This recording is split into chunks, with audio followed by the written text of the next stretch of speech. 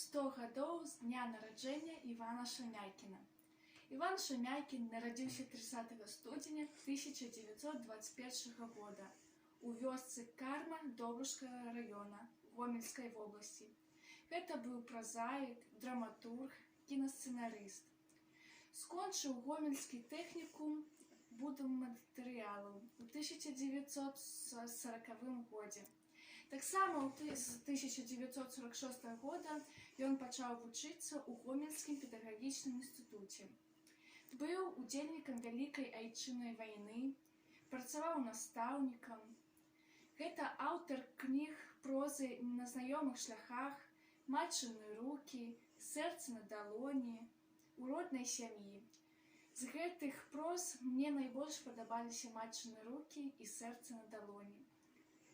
Гэта быў яшчэ народны пісьменнік БССР, быў лаўрэат дзяржаўнай прэміі СССР і іншае, герой сацыялістычнай працы. Таксама Іван Шамякін быў узнагароджаны ордэнам Леніна, медалём Францыска Скарыны і іншых узнагарод.